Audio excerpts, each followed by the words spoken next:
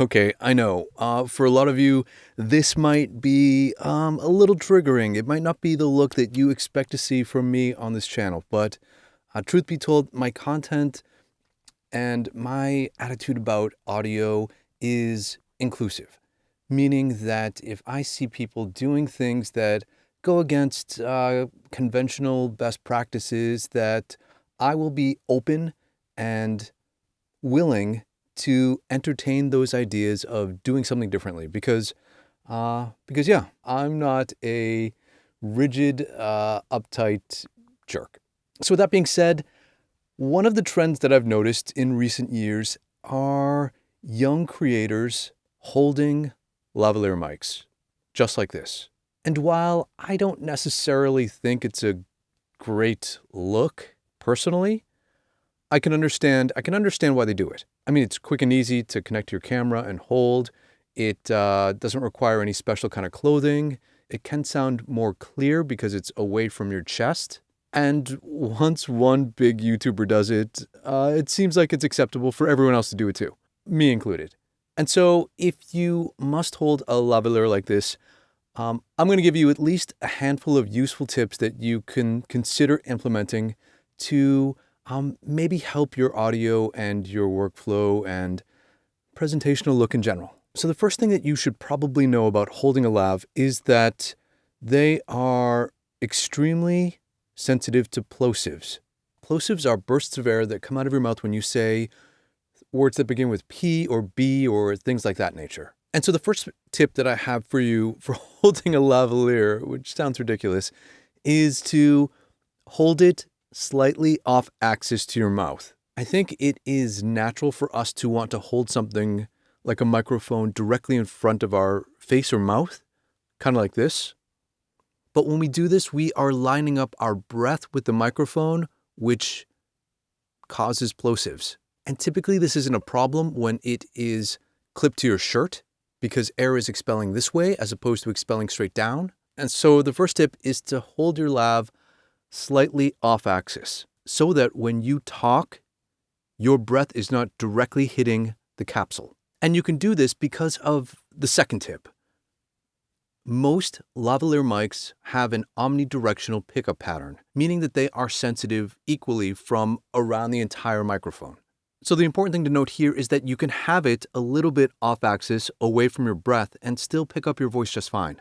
But if you are standing equidistant to something else within the radius of this pickup pattern, like, I don't know, something like, a fan or some other noise that's just out of frame off camera, because the pickup pattern is omnidirectional, it will pick up those sounds just as clearly as it picks up your voice, as opposed to something like a shotgun microphone, which has a little more directionality to it. So when you're holding a lavalier microphone, be mindful of what is in your immediate vicinity when it comes to other ambient noises. The third tip is that when you are holding a lavalier microphone, specifically outside, your microphone is going to be much more susceptible to wind noise.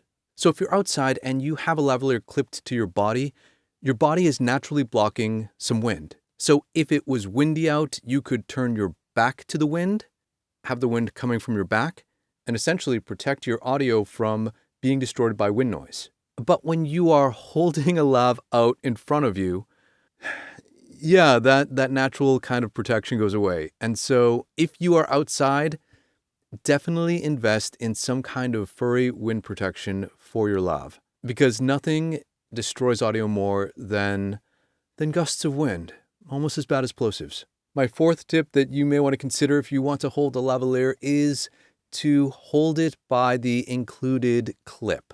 Yes, the clip that is intended to clip onto your clothing. Lavaliers and microphones in general can be oftentimes susceptible to something called handling noise. That's when you are holding the body of a microphone or a cable, or things like if it's on a boom arm and you hit the boom arm and you can hear that vibration, you can hear those thumping noises.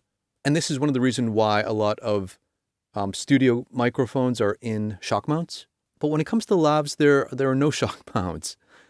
And so the closest you could probably get is to keep your microphone in whatever clip it came in, and then try to only hold that clip. Doing so will give you the greatest chance of not introducing extra handling noise into your audio recording. My fifth tip is that if you must hold a lavalier, consider trying to conceal it, at least in some way. What do I mean by that? Well, I am recording this lav into my Zoom F2 32-bit float recorder, and that's just here in my pocket. But instead of seeing this lav cable coming down in the frame in the shot, I'm going to do this to hide it. Through the magic of editing, that's right, I hid my lav cable through the sleeve of my shirt. I mean, not only does it look just a little bit cleaner if you must hold a lav, but it also prevents the cable from catching on something. Yeah, and it just gives you a little extra freedom to do a mic drop. So if you must hold a lavalier microphone, at least consider some of these tips to improve your audio in your next YouTube video. So thanks so much for watching, and we'll talk again real soon.